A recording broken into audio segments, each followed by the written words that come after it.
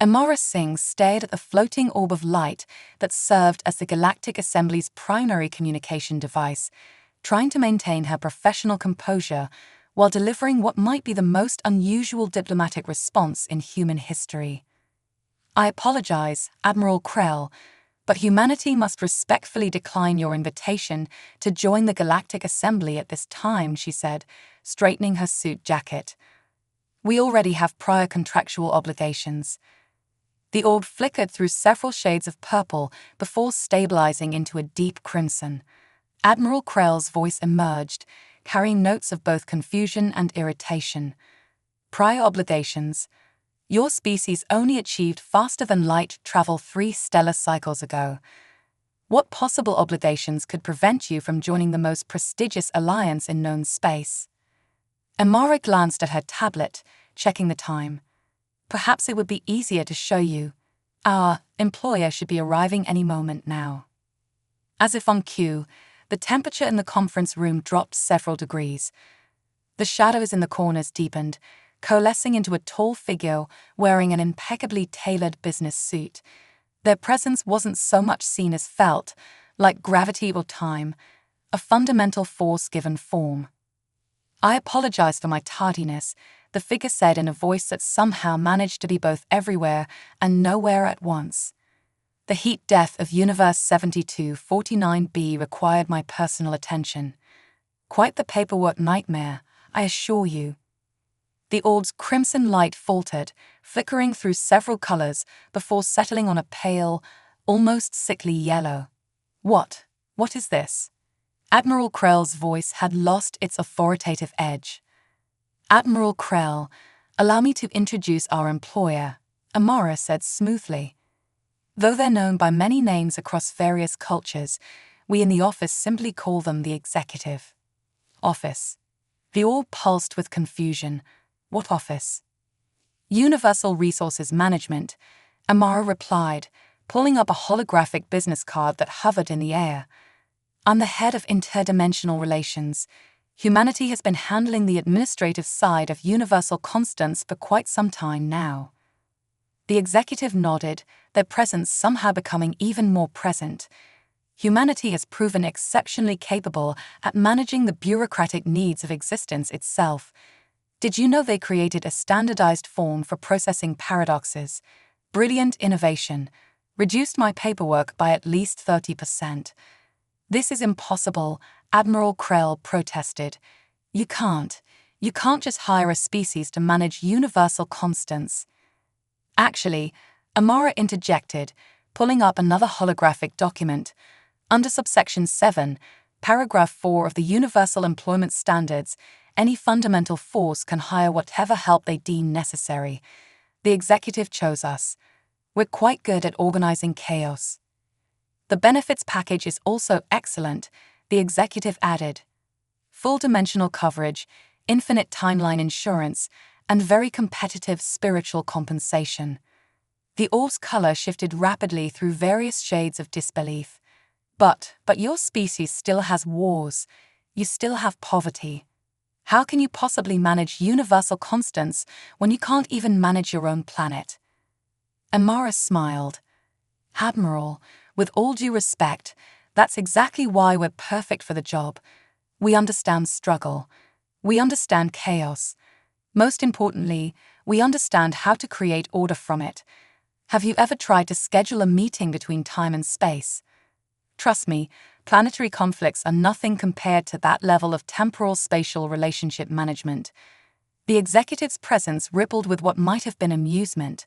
Humanity has a unique talent for making the impossible seem routine. They created a filing system for infinity, Admiral. Do you have any idea how impressive that is? Before Admiral Krell could respond, Amara's tablet chimed. "Speaking of meetings, we have a scheduled reality calibration in 5 minutes. The fabric of existence won't maintain itself." She turned to the orb apologetically. "We'll have to continue this discussion another time. I'll have my assistant send over our standard thanks but no thanks response package, complete with explanatory pamphlets and a complimentary stress ball that exists in all dimensions simultaneously." As the orb floated there in stunned silence, Amara gathered her materials and headed for the door, the executive falling into step beside her. Behind them, they could hear Admiral Krell struggling to process what had just happened. "Oh, and Admiral?" Amara paused at the threshold. "Don't worry too much about understanding it all at once. We have a saying in Universal Resources Management, even infinity had to start somewhere." She smiled and closed the door, leaving behind a very confused Galactic Assembly representative and taking with her the satisfaction of another successful diplomatic interaction. After all, it wasn't every day you got to explain to an advanced alien civilization that humanity had basically become the universe's HR department. Vex, the newly appointed Galactic Assembly observer, watched in bewilderment as Amara Singh poured coffee into a mug that seemed to exist in multiple dimensions simultaneously. The break room of Universal Resources Management's Earth office looked deceptively normal, save for the window that occasionally showed different versions of reality and the water cooler that dispensed liquid probability. So, Engslex's crystalline form shifted through shades of puzzlement. "You're telling me that humans not only manage universal constants, but also introduce the concept of coffee breaks to cosmic forces." Of course, Amara smiled, stirring her coffee with a spoon that might have been borrowed from time itself. "You'd be surprised how much more efficiently the universe runs when you give fundamental forces scheduled breaks to decompress." Director Vega, head of Earth's Cosmic Relations Department, entered the break room, his dark suit somehow both perfectly pressed and slightly rumpled, as if it couldn't decide which state to exist in. Speaking of breaks, the observer and the disruptor are having another one of their arguments. Something about the proper way to maintain quantum uncertainty. Again. Amara sighed, reaching for a folder labeled Universal Conflict Resolution Forms, Class C. Last time they got into it, we had 3 separate reality branches where cats were simultaneously alive, dead, and filing tax returns. Inkselex's crystalline structure flickered rapidly. How do you handle such cosmic disputes?" "The same way we handle office disputes," Director Vega said, pouring himself coffee that shimmered with possibilities. "Mediation, documentation, and when all else fails, mandatory team-building exercises." "You make cosmic forces participate in team-building exercises." Enslex's voice rose several octaves. "Last month we had them all do trust falls," Amara grinned. "Gravity was particularly enthusiastic about it, though we did have to file some extra paperwork when Chaos decided to spice things up by randomly inverting." Before Enxelex could process this information, a shimmering portal opened in the middle of the break room. Through it stepped the observer, their form a perfect geometric pattern that hurt to look at, and the disruptor, who appeared as a constantly shifting mass of probability. "Ah, perfect timing," Amara said, pulling out 2 more mugs. "Coffee. We just got a new blend from a dimension where beings evolved consciousness." The observer's patterns realigned into what might have been acceptance. "Your human beverages do help maintain optimal functionality parameters." "Whatever," the disruptor swirled. "As long as it's not that instant coffee stuff. Talk about an affront to natural chaos." Director Vega cleared his throat. "Now, I understand you two are having a disagreement about quantum uncertainty principles. The observer insists on maintaining rigid probability frameworks." The disruptor churned indignantly. "Where's the fun in that?" "Structure is necessary for meaningful uncertainty." The observer's patterns pulsed. "Random chaos serves no purpose." "Right," Amara interrupted, pulling out a form. "Before this escalates into another reality-warping incident, let's try something new. We've developed a compromise framework for quantum state management." She spread out a document titled Quantum Uncertainty Management Protocol, version 3.7 on the break room table. See, scheduled randomness windows, designated chaos zones, and a rotating system of probability fluctuation. Plus, we've included a clause for monthly review and adjustment. Both cosmic forces leaned in to study the document, their fundamental natures temporarily aligned in mutual curiosity. "This could work," The observer admitted, patterns shifting thoughtfully. It does maintain an appealing level of unpredictability. The disruptor swirled in agreement. NXVX watched in amazement as Amara guided the two fundamental forces through the paperwork, Director Vega occasionally offering clarifications about specific clauses. Within minutes, what had threatened to become a reality-shaking dispute was reduced to a simple matter of proper documentation and scheduled implementation. "I don't understand," NXVX finally said. "How do you make it all seem so normal?" "That's humanity's secret," Director Vega smiled. "We don't try to make the impossible possible. We just make it manageable. Now, who wants to hear about our new initiative for standardizing paradox resolution procedures?" As the break room filled with discussion about temporal causality matrices and proper form filing techniques, NXVX began to understand why the executive had chosen humanity for this role. In a universe of infinite complexity, sometimes the most valuable skill was the ability to make the extraordinary seem ordinary enough to work with, even if that meant serving consciousness-evolved coffee to cosmic forces during their break time. "You filed entropy under E." The voice echoing through the Universal Resources Management Office carried notes of both amusement and mild horror. It belonged to Amara Singh, who was currently reviewing the filing system attempted by their newest intern from the Galactic Assembly. NXVX's crystalline form dimmed with embarrassment. Is that not correct?" Director Vega, who had been passing by with a stack of interdimensional requisition forms, paused. "Entropy actually goes under T for thermodynamic principles, cross-referenced with C for cosmic constants and H for heat-death projections. Common mistake, though. Took me 3 reality shifts to get it right my first week." "But that makes no logical sense," NXVX protested. "Welcome to Universal Administration," Amara smiled, reaching for another form, "where logic is more of a polite suggestion than a rule. Speaking of which..." She was interrupted by a sudden ripple in reality, followed by the appearance of a harried-looking manifestation of time itself. The cosmic force appeared as a being made of swirling clock faces and calendar pages, all spinning at different speeds. "We have a situation," Time announced, several of its watches chiming in distressed harmony. "The past is refusing to stay filed in chronological order again." Director Vega sighed. "Let me guess. The dinosaurs are trying to appeal their extinction event." Worse, Time's calendar pages fluttered anxiously. Several key moments in history are attempting to reschedule themselves. The Industrial Revolution is demanding better working hours, and the Renaissance is insisting it needs more time for proper artistic development.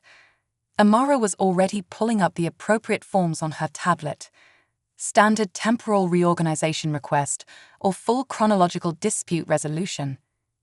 "Both," Time said, a sundial manifesting briefly in its swirling form. "And the future is threatening to go on strike if we don't address its concerns about proper predictability protocols."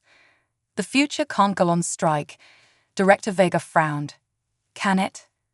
"According to subsection 12.4 of the Temporal Workers' Rights Agreement, it absolutely can," Amara replied, scrolling through more documents. "Remember that mess last month when Wednesday decided to take a long weekend?" NXVX's crystalline structure pulsed with confusion. "How do you handle these kinds of temporal disputes?" "The same way we handle everything else," Amara said, standing up. "With proper documentation, clear communication, and if necessary, an emergency staff meeting." "Director, could you call the executive? We might need some high-level authorization for this one." As if summoned by their title, the executive materialized in the office, their business suits somehow containing infinite darkness while remaining perfectly pressed.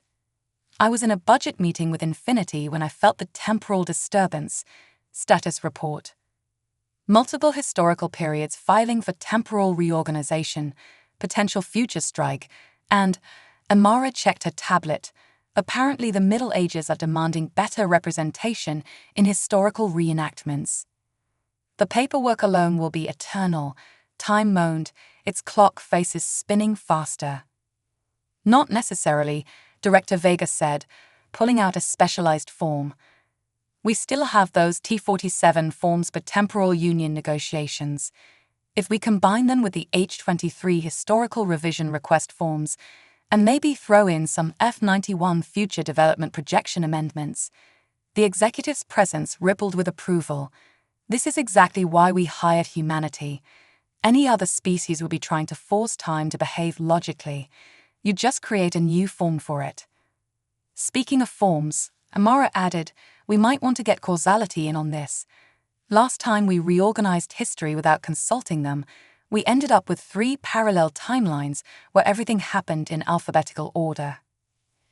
Enxvex watched in amazement as the humans calmly organized a meeting between fundamental forces of the universe with the same efficiency they might schedule a regular office meeting. Time was given a temporary parking spot in the present. The future was assured its concerns would be addressed in due time, literally, and the past was firmly but politely reminded about proper channels for filing chronological complaints. I still don't understand, Enxvex said to Director Vega as they watched Amara coordinate with various cosmic forces. How do humans manage to make the fundamental forces of reality follow bureaucratic procedures? That's the secret, Director Vega smiled. We don't make them follow anything. We just give them a framework that makes sense to them. The universe loves order. It just needs help figuring out what kind of order works best. Plus, Amara added, returning with a stack of freshly filed temporal adjustment forms, it helps that we introduce them to the concept of casual Fridays. You'd be amazed how much more cooperative universal constants become when you let them wear jeans once a week. As if to prove her point, a manifestation of gravity floated by, wearing what appeared to be designer denim while maintaining its usual pull on reality. Just another day in universal resources management, where the impossible was routine and the extraordinary was just another item on the daily agenda. The emergency alert echoed through Universal Resources Management's office with a sound that somehow managed to be both urgent and bureaucratically appropriate. Red warning lights pulsed in sync with the fabric of reality, while the office's quantum coffee maker began producing espresso shots that existed in all possible states of caffeination simultaneously. Status report, Director Vega called out, striding into the main office area where Amara was already coordinating responses on multiple holographic screens. The Galactic Assemblies sent their Supreme Auditor. Amara replied, her fingers dancing across interfaces that displayed everything from cosmic constants to interdimensional spreadsheets. They're demanding a full review of humanity's management of universal forces. Enxvex, who had been learning to properly file quantum uncertainty reports, vibrated with concern. Supreme Auditor Varlox, but they're notorious for causing entire civilizations to collapse under the weight of their own bureaucracy. Yes, Director Vega finished, straightening his tie, which is why we need to handle this carefully. The executive materialized beside them, their business suit somehow darker than usual. This could be problematic.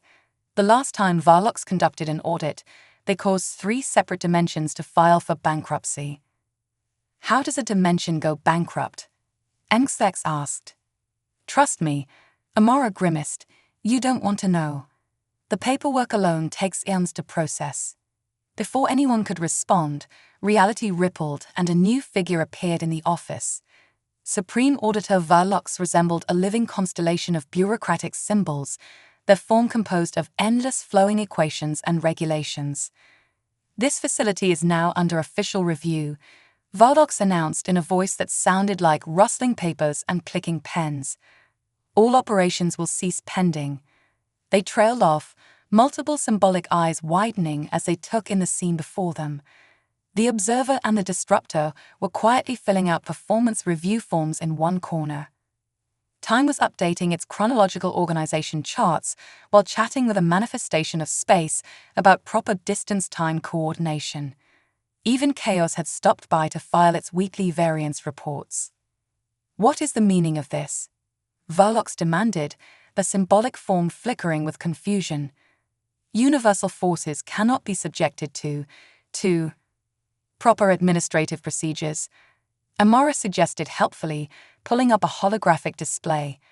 Actually, according to Form U-159, Section 7, all fundamental forces are entitled to organizational support services.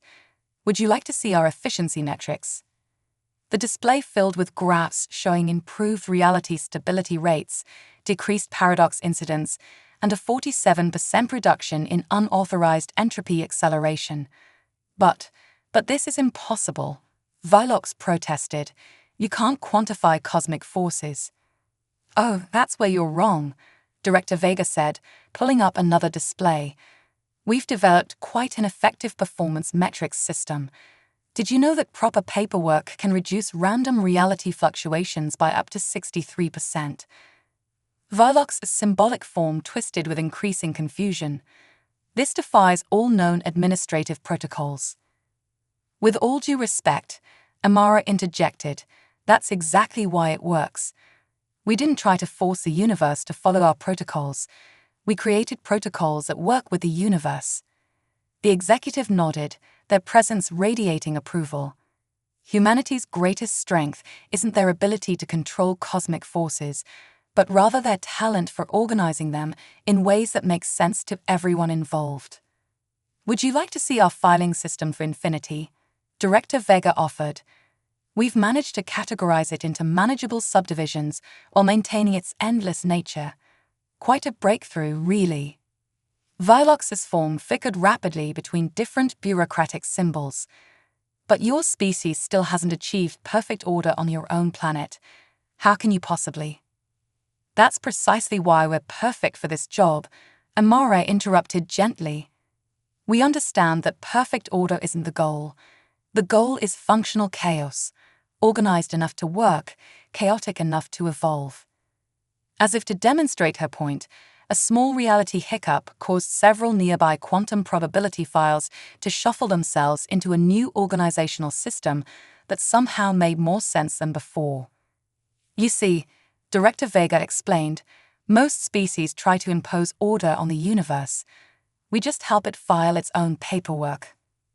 Vilox stared as time and space coordinated their schedules for the next millennium, while gravity filled out a request form for periodic constant adjustment reviews. This is, Vilox's form settled into something resembling bewildered acceptance.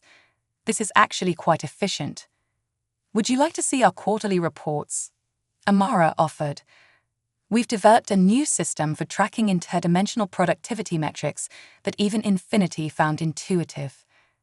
As Vilox was led through the office, watching fundamental forces of the universe calmly engaging with administrative procedures that somehow made the impossible manageable, Engstex turned to the executive.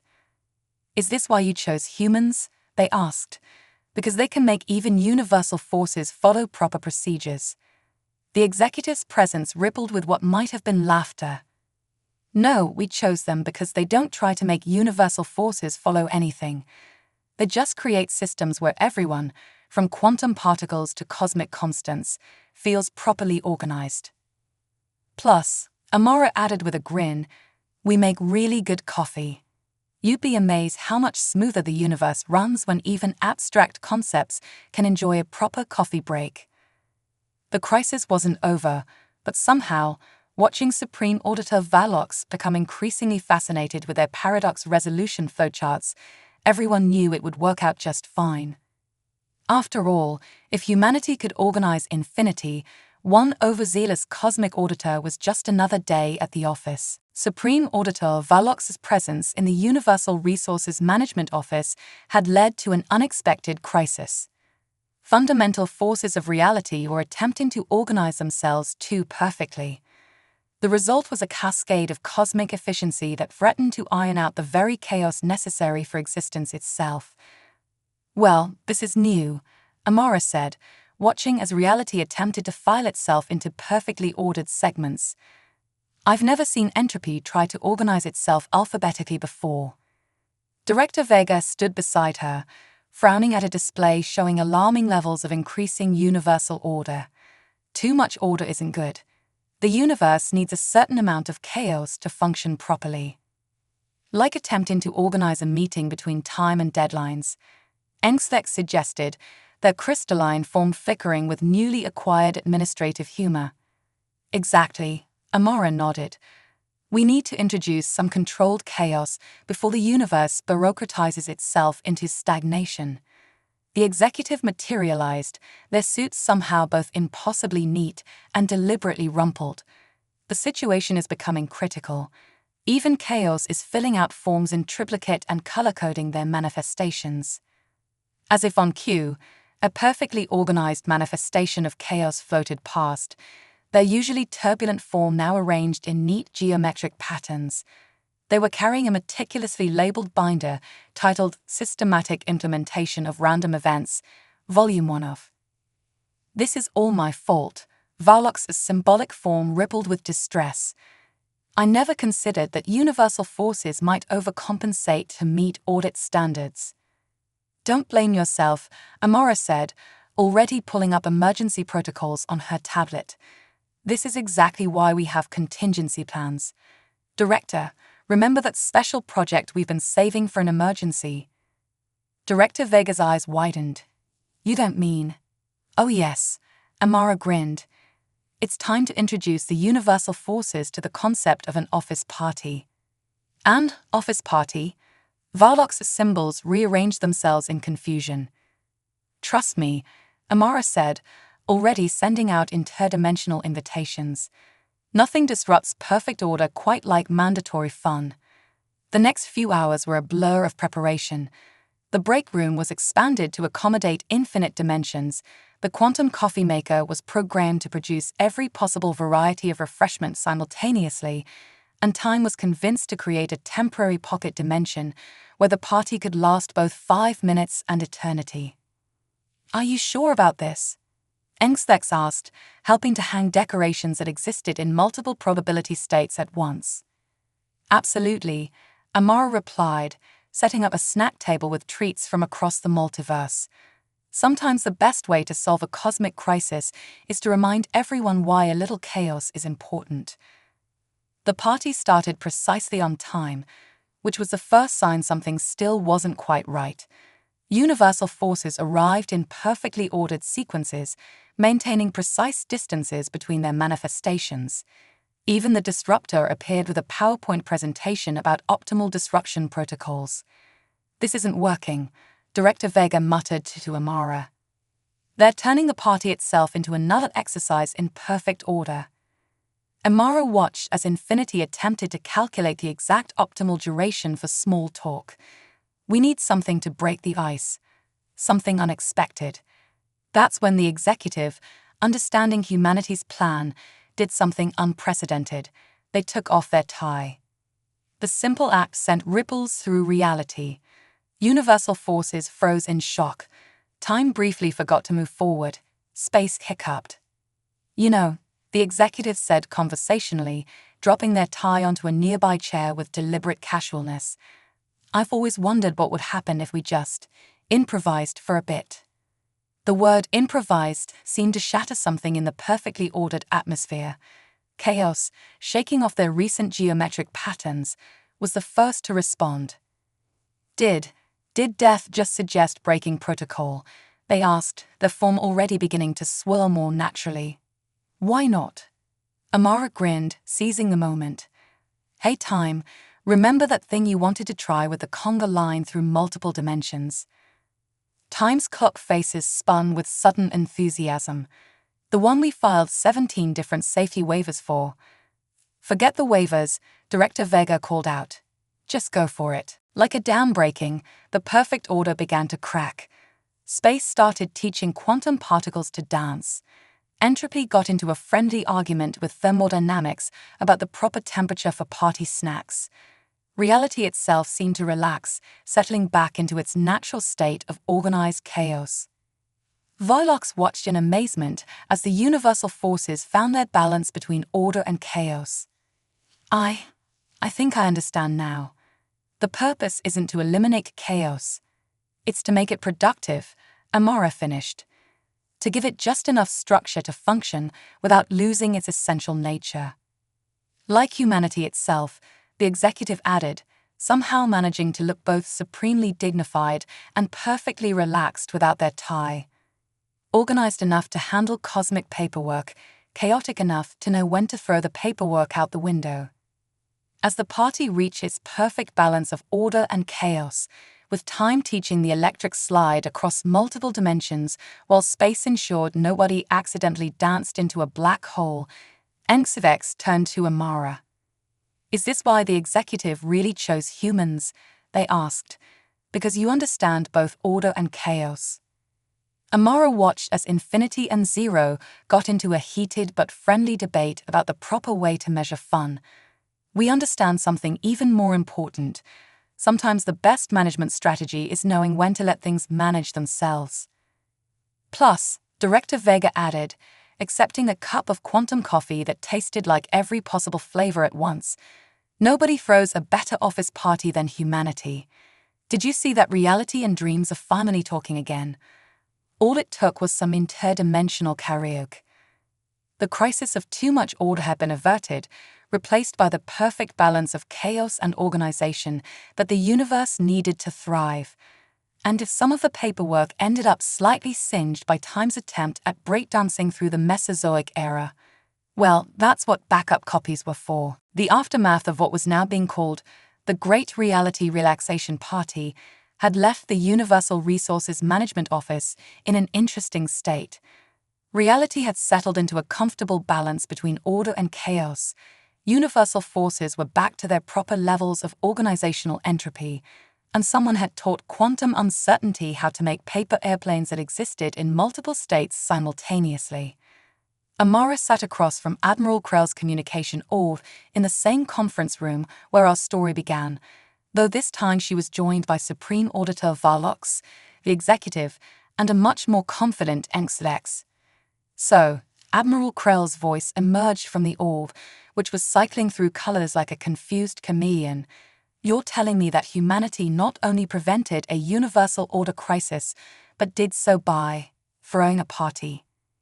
To be precise, Varlox's symbolic form rippled. They utilized controlled social chaos to restore essential entropy to fundamental forces while maintaining operational efficiency. A pause. And yes, there was karaoke. "The point is," Director Vega interjected, "we demonstrated exactly why humanity is perfect for this role. We understand that the universe needs both order and chaos to function properly." The executive nodded, their tie now back in place, but slightly askew in a way that somehow made reality feel more comfortable. Humanity's greatest strength isn't their ability to create perfect systems, but rather their talent for creating functional ones. "Consider our filing system," Amara added, pulling up a holographic display. "We don't try to force infinity into finite categories. Instead, we created a system that expands and contracts as needed, just like the universe itself." But your species still has problems," Admiral Krell protested. "You still have disagreements, conflicts, inefficiencies." "Exactly," Amara smiled. "And that's precisely why we're so good at this job. We understand that perfection isn't the goal, functionality is. We know how to work with chaos because we live with it every day." "Did you know?" Enxivex chimed in, their crystalline form glowing with pride in their new understanding, "that humans have 47 different forms just for handling unexpected situations. They don't try to prevent the unexpected, they plan for it." "The coffee helps too," the executive added. "You'd be amazed how much smoother the universe runs when even abstract concepts can take a proper break." As if to demonstrate this point, time wandered past the conference room window, sharing a quantum latte with causality while they discussed proper temporal flow management in a surprisingly casual manner. "The Galactic Assembly has reviewed all the evidence," Admiral Krell finally said, the orb settling into a thoughtful blue, "including Supreme Auditor Varlock's rather unique report about the party. I particularly enjoyed the section about space teaching the Macarena across 11 dimensions," Amara grinned. "The point is," Admiral Krell continued, though there was a note of amusement in their voice, "we finally understand why the executive chose humanity. You don't just manage universal forces, you help them manage themselves." And sometimes, Director Vega added, helping them understand when not to manage at all is just as important. Therefore, the all shifted to a formal shade of purple. The Galactic Assembly would like to propose a compromise. While we accept that humanity's primary contract is with the executive, we would like to establish a consulting arrangement. Perhaps you could help us improve our own administrative systems. Amara glanced at the executive, who gave an almost imperceptible nod. We'd be happy to help. Though I should warn you, our consulting package does include mandatory coffee breaks and occasional team-building exercises, Director Vega added, and a completely reasonable number of party-based crisis resolution protocols. NSVEX contributed, having fully embraced the human way of doing things. As they began discussing the details of this new arrangement, reality itself seemed to settle more comfortably into its natural state of organized chaos. Outside the conference room, universal forces went about their business with just the right balance of order and entropy. Time and space coordinated their schedules while leaving room for spontaneity. Chaos filed their reports with cheerful disorganization that somehow made perfect sense. You know, the executive said quietly to Amara, when I first chose humanity for this role, other cosmic forces thought I was making a mistake. They said you were too disorganized, too chaotic, too human. And now?